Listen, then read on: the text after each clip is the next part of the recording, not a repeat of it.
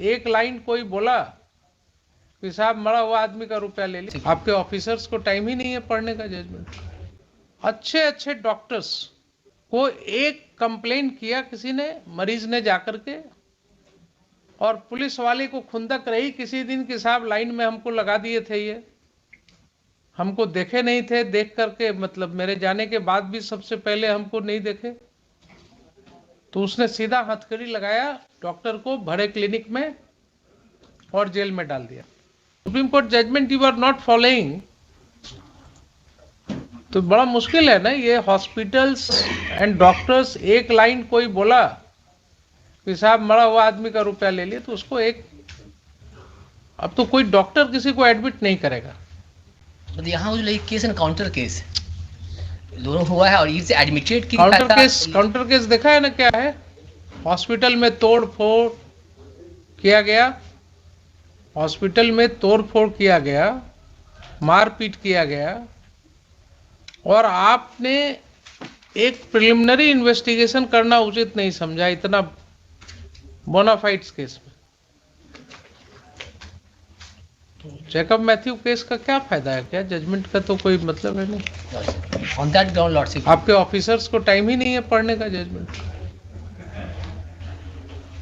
Supreme court judgments, high court judgments, nobody takes care. Inquiry lordship.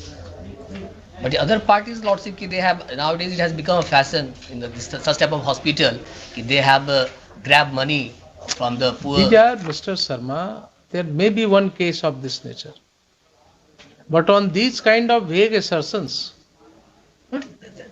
can you prosecute a hospital? Or it may be a case of deficiency in service. We are talking of criminal prosecution. Criminal prosecution is a serious thing. When one FIR is lodged against a doctor or against a hospital, alleging कि साहब इन्होंने treatment अच्छा से नहीं किया इसलिए मर गया पेशेंट, तो उसके बाद तो फिर वो वेग ही रह जाता है। कौन देखने गया क्या ट्रीटमेंट हुआ नहीं हुआ? आपके पुलिस ऑफिसर को है इतनी क्षमता कि वो जज कर सके? इसीलिए तो प्रिलिमिनरी इन्वेस्टिगेशन की बात कही गई थी, एक्सपर्ट ओपिनियन की बात कही गई थी। अगर किसी को फुल प्रूफ केस बनाना होगा तो जिस व्यक्ति का इलाज हुआ, जिसका डेथ हुआ, उसका फिर पोस्टमार्टम होना चाहिए, उसका फॉरेंसिक ये विसरा रिपोर्ट होना चाहिए, बहुत सारी चीजें जमा करनी होंगी कि हाँ साहब इसका ट्रीटमेंट कोई गलत हुआ, गलत इसको एडमिनिस्टर किया गया कोई मेडिसिन जिसके वजह से ये मर गया, वो तो कुछ है नहीं। तो डेड बॉडी को डिस्पोज ऑफ कर दिया और उसके बाद एक केस भी कर दिया साथ में। आखिर सुप्रीम कोर्ट ने क्यों ये सेफगार्ड प्रोवाइड किया? क्या ओकेजन था? जब कंज्यूमर प्रोटेक्शन एक्ट आया 1986 में, तो ड्यूरिंग द पीरियड 1990s, मतलब I had occasion to appear in several cases of that nature, अच्छे अच्छे डॉक्टर्स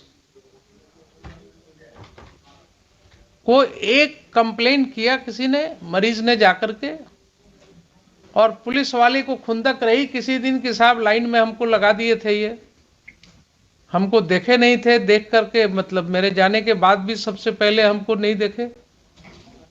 तो उसने सीधा हथकड़ी लगाया डॉक्टर को, भरे क्लिनिक में और जेल में डाल दिया। खुल करके हुआ। जैकब मैथ्यू केस ऐसे नहीं आया।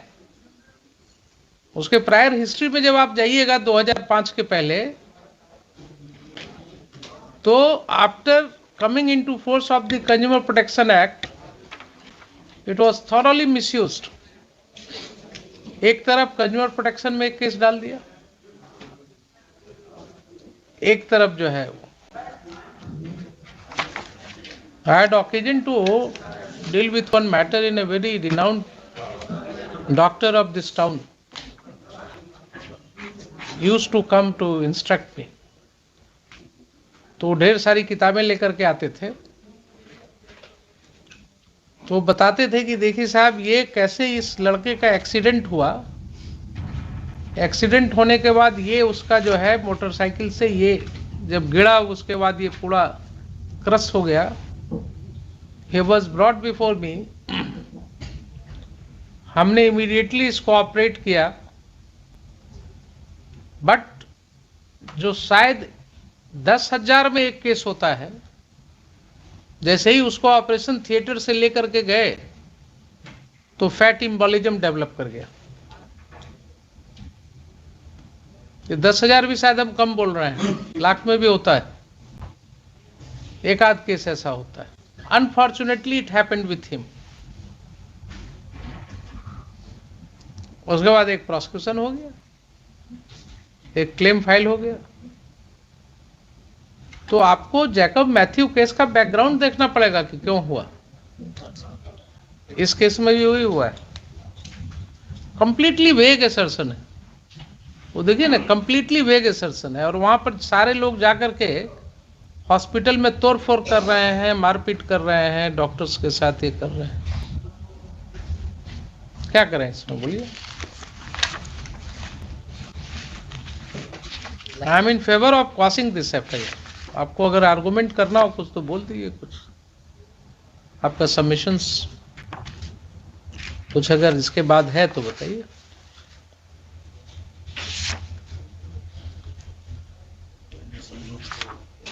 इंक्वायरी हुआ नहीं after Jacob Matthew lordship, and one thing lordship, they all the informer, they are MR। आज तक केस पेंडिंग ही है, वैसे ही है जी, आज तक वैसे ही है ना एफआईआर। तो सोचिए ना, 4 साल से 5वां साल तो चल रहा है इसका।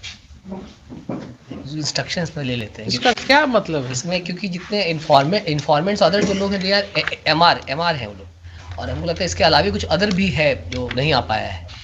इन्फॉर्मेंट को तो नोटिस किया ही था, इन्फॉर्मेंट वाज ऑलरेडी नोटिस। देखिए case has already been heard, इसलिए इसको लटका करके रखने से कोई फायदा नहीं।